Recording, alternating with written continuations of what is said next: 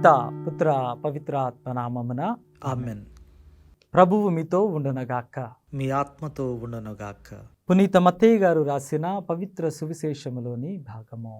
ప్రభువా మీకు మహిమ కలుగునుగాక. 10వ అధ్యాయము 1వ వచనము నుంచి 7వ వచనం వరకు. యేసు తన 12 శిష్యులను చెంతకు పిలిచి దుష్ట ఆత్మలను పారద్రోలుటకు సకల వ్యాధి బాధలను పోగొట్టుటకు వారికి అధికారమును ఇచ్చెను. ఆ 12 అపోస్తలుల పేర్లు ఇవి. అందు మొదటివాడు పేతురు అనబడు సీమోను, తదుపరి అతని సోదరుడగు ఆంద్రెయ, జబదాయి కుమారుడగు యాకోబు, అతని సోదరుడగు యోహాను, ఫిలిప్పు, బర్తలోమయి, తోమా, సుంకర్యగు మత్తయి, అల్ఫయి కుమారుడగు యాకోబు, తద్దయి, కానానీయుడగు సీమోను, ఆయనను అప్పగించిన యూదా ఇస్కారియోతు. ఇది క్రీస్తు సువిశేషము. క్రీస్తువా మీకు స్తుతి కలుగునుగాక. క్రీస్తునాథుని యందు ప్రేమ కలిగినటువంటి సహోదరి సహోదరులారా, ఈరోజు క్రీస్తు భగవానుడు ఈ యొక్క సువిశేష పట్టణం ద్వారా మనకిస్తూ ఉన్నటువంటి సందేశాన్ని, చేసినటువంటి కార్యాన్ని బట్టి మనం ఎటువంటి కార్యాలు చేయాలి అని మనతో మాట్లాడుతున్నటువంటి వైనాన్ని మనందరం కూడా ఆలోచించుకోవటానికి, అంగీకరించటానికి, విన్నటువంటి వాక్యాన్ని మన జీవితాలకు అన్వయించుకోవటానికి చిన్న ప్రయత్నం చేద్దాం. ఈరోజు మనం విన్నటువంటి సువిశేష పట్టణంలో యేసు ప్రభు తన 12 శిష్యులను పిలిచి వాళ్లకు ప్రత్యేకంగా తన యొక్క సేవకు, తన యొక్క పరిచర్యకు పంపుతున్నటువంటి వైనాన్ని మనం చూస్తూ ఉంటాం.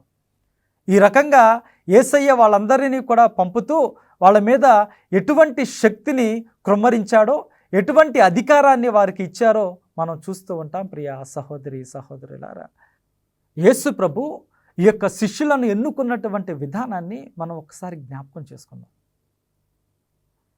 ఆయన 12 మంది శిష్యులను ఎంచుకుంటూ ఉన్నాడు. ఆ 12 మందిని మనం జాగ్రత్తగా చూసుకుంటే ఇక్కడ 2 ప్రధానమైనటువంటి అంశాలు మనకు కనపడుతూ ఉంటాయి. ఒకటి, యేసు ప్రభు ఎంచుకున్నటువంటి అందరూ కూడా సామాన్యమైనటువంటి వాళ్ళే. ఆస్తిపాస్తులు లేవు, పలుకుబడి లేదు, సమాజంలో పెద్ద పేరు లేదు, బాగా చదువుకున్నటువంటి వాళ్ళు ఎవరూ లేరు. సామాన్యమైనటువంటి పనులు చేసుకునేటువంటి వాళ్ళే. ఈ రకంగా యేసు ప్రభు ఈ యొక్క సామాన్యమైనటువంటి వారిని పిలుస్తూ మనందరికీ కూడా ఇస్తూ ఉన్నటువంటి ఒక గొప్పనైనటువంటి కమ్మనైనటువంటి సందేశం. నా బిడ్డ, నీవు నా పరిచర్య చేయటానికి మాటల ద్వారానో చేతల ద్వారానో ఎటువంటి విధంగానైనా నా పరిచర్య చేయటానికి నువ్వు ఎప్పుడూ కూడా నేను అయోగ్యుడను అనేటువంటి ఆలోచన చేయవద్దు. నీ అయోగ్యతను తీసి నిన్ను యోగ్యుడిగా, యోగ్యురాలుగా మలుచుకోగలిగినటువంటి శక్తి ఉన్నటువంటి వాడను నేను. సామాన్యమైనటువంటి బ్రతుకులను కూడా అసామాన్యమైనటువంటి విధంగా వినియోగించగలిగినటువంటి వాడను నేను. కాబట్టి నాకు కావలసినది స్వచ్ఛమైనటువంటి నీ మనసు, కానీ నీ వెనక నీవు మోసుకు వస్తూ ఉన్నటువంటి అంశాలు కాదు. కాబట్టి ఎప్పుడూ కూడా నీవు ఆలోచన చేయవద్దు, దేవుని యొక్క పరిచర్య చేయటానికి నేను యోగ్యుడను కాదు అనేటువంటి తలంపు ఎప్పుడూ కూడా నీవు చేయవద్దు అని యేసయ్య మనతో మాట్లాడుతూ ఉన్నాడు. ఇది ప్రత్యేకంగా ఈరోజు మనందరం కూడా జ్ఞాపకం చేసుకుందాం. సామాన్యమైనటువంటి బ్రతుకులతో, సామాన్యమైనటువంటి వ్యక్తులతో ఇంత ఘనంగా దేవుని రాజ్యాన్ని ఈ యొక్క లోకంలో ఏర్పరచగలిగాడు. ఇదే మనందరికీ కూడా గొప్పనైనటువంటి ఒక సందేశం. దేవుని ముందు నీ హృదయాన్ని, నీ జీవితాన్ని స్వచ్ఛందంగా, ఇష్టంగా నీకు నువ్వు సమర్పించుకో. నీ జీవితంతో దేవుడు ఇంకెంత ఘనమైనటువంటి కార్యాలు చేస్తాడో నీ ఊహకే వదిలివేస్తావన్నా. నీ కుటుంబంలో శాంతి సమాధానాలు కావాలా? నీ యొక్క జీవితంలో మీరందరూ కూడా ఆనందంగా దేవుని యొక్క సాక్షులుగా నిలబడేటువంటి జీవితాలు మీకు కావాలా? మీరు చేయవలసినది ఒకే ఒక్క అంశము, నేను ఏ రకంగా చేయాలి, ఏ రకంగా సాక్షిగా నిలబడాలి అనేటువంటి ఆలోచనలు నువ్వు సొంతగా చేస్తూ సతమతమవనవసరం లేదు. స్వచ్ఛందంగా నీ హృదయాన్ని దేవునికి సమర్పించుకో. ఆయనే నిన్ను వినియోగించుకుంటాడు. సామాన్యమైనటువంటి బ్రతుకులను ఆయన ఘనమైనటువంటి సాక్షులుగా ఆయన మలుచుకుంటాడు. మనస్సులో పెట్టుకుందాం.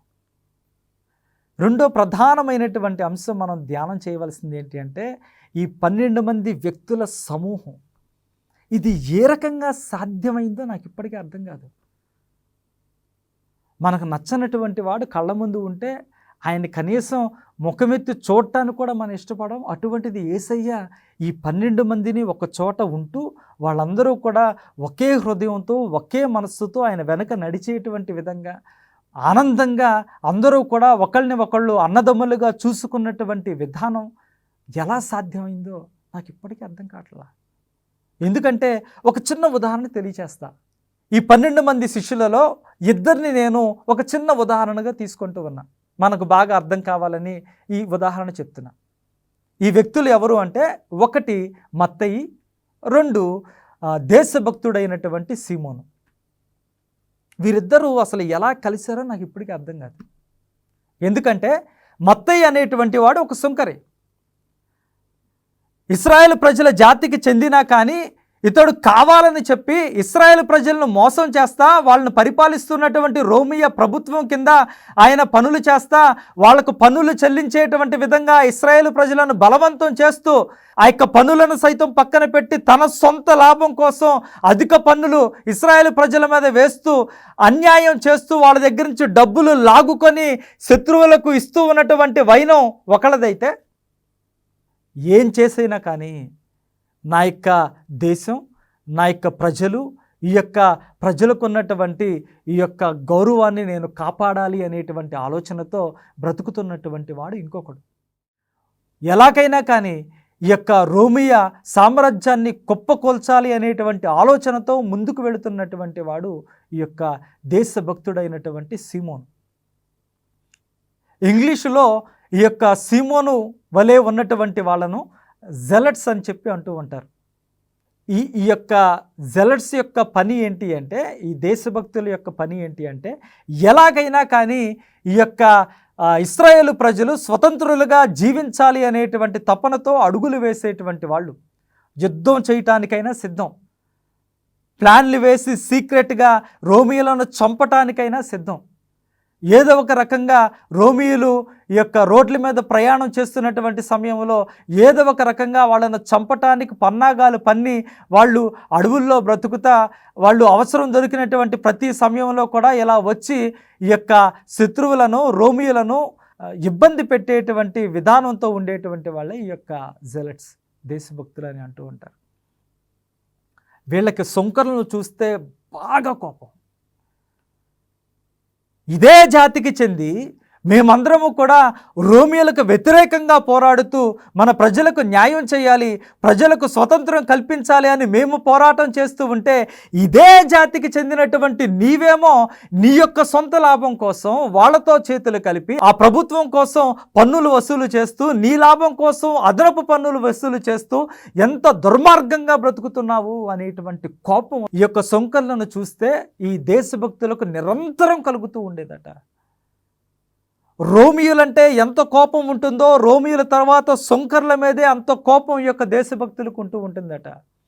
రోమియోలను ఏ రకంగా పన్నాగము పన్ని చంపాలి అనేటువంటి యత్నం చేస్తూ ఉంటారో అదే ప్రయత్నాలు కూడా ఈ సొంకర్ల మీద దేశభక్తులు జెలట్స్ చేస్తూ ఉంటారట.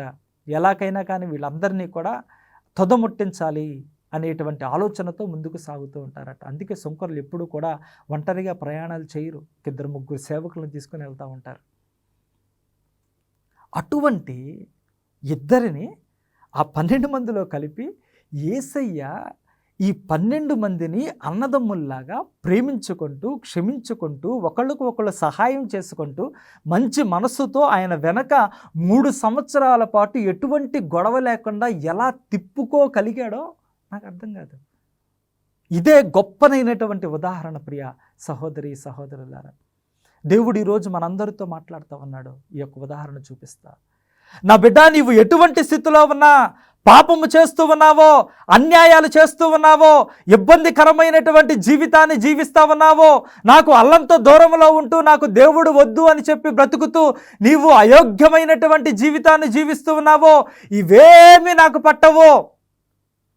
నేను చూసేది ఒకవేళ నీవు ఈ యొక్క జీవితం వద్దనుకొని మారు మనస్సు పొంది ఒకవేళ నీవు కానీ నా వైపు తిరిగితే తిరిగినటువంటి నీ హృదయాన్ని, పడుతున్నటువంటి బాధను వ్యక్తం చేస్తూ ఉన్నటువంటి ఆ హృదయాన్ని మాత్రం నేను చూస్తాను.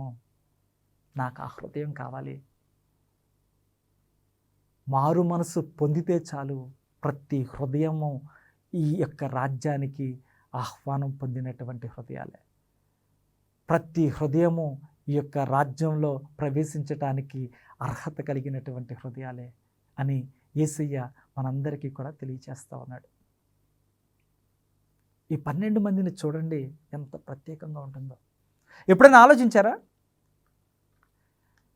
ఇశ్రాయేలు ప్రజల చరిత్రలో అనేక మంది ప్రవక్తలు వస్తా, లేకపోతే ఇతర వ్యక్తుల ద్వారానో దేవునికి దగ్గరగా బ్రతికినటువంటి వాళ్ళు ఎన్ని గ్రంథాలు రాశారో మనకు తెలుసు కదా. ఎన్ని దేవుని యొక్క మాటలు రాస్తూ, దేవుని యొక్క ప్రవచనాలు పలుకుతూ ఈ యొక్క ప్రజలు దేవుని మార్గంలో నడవటానికి ఆ గ్రంథాల ద్వారా ఎంత సహాయం చేశారో మనందరికీ తెలుసు కదా. ఎప్పుడైనా ఆలోచించారా? అసలు నిజంగా ఒక గ్రంథాన్ని రాయగలిగినటువంటి అర్హత ఎవరికన్నా ఉంది అంటే ఈ లోకంలో జన్మించినటువంటి వాళ్ళలో అందరికన్నా అర్హుడు ఎవరు అంటే యేసయ్య మాత్రమే. వాక్కైనటువంటి సర్వేశ్వరుడు. ఆ వాక్కును ఆయన చేజేతులారా ఒక గ్రంథాన్ని రాస్తూ మనకిస్తే ఎంత బాగుండేదో ఆలోచించండి. యేసుప్రభు ఏ గ్రంథాన్నన్నా రాయటం మీరు చూసారా? యేసుప్రభు ఏదో పెన్ను పేపర్ తీసుకొని ఈ యొక్క ప్రవక్తలాగా నేను ఇది రాశాను, ఇది మీరు పాటించండి అని చెప్పి అంటాం ఎప్పుడన్నా చూసారా? ఆ గ్రంథం పేరు ఏమన్నా తెలుసా? నేను చెప్తా చూడండి. యేసుప్రభు రాసినటువంటి గ్రంథాలు.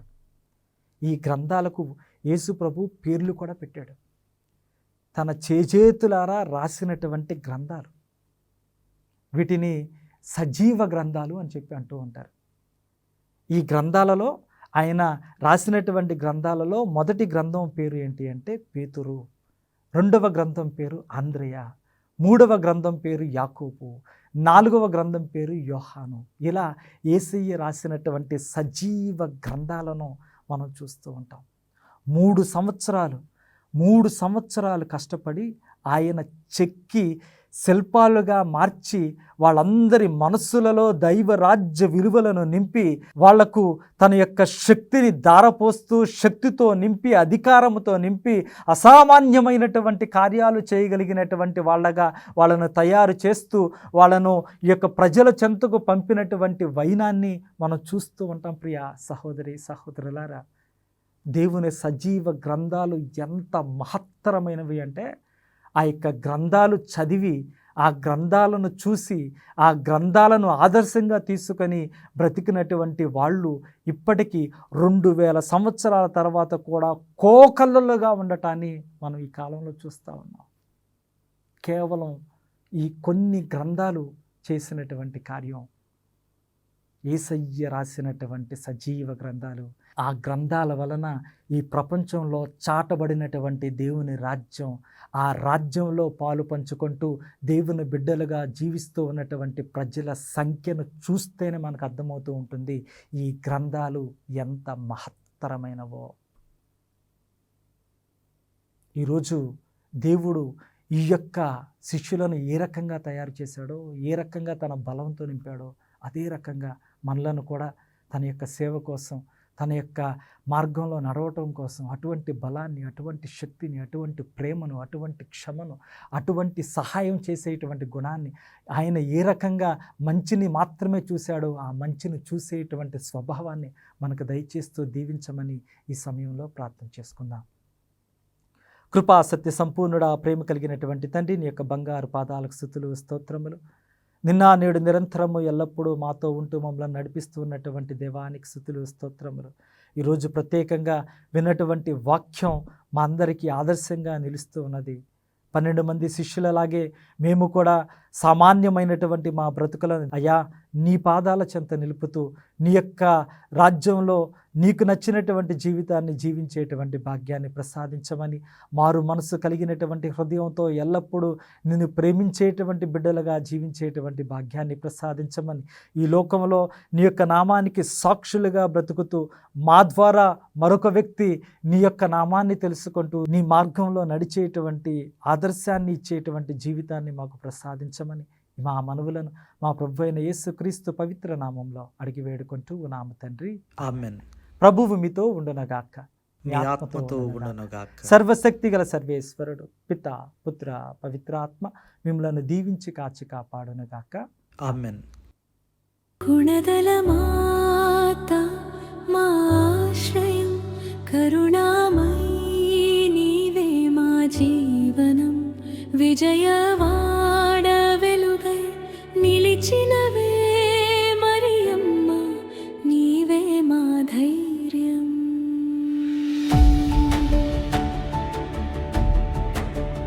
కొండపై వెలసిన పవిత్ర రూపం, కోట్ల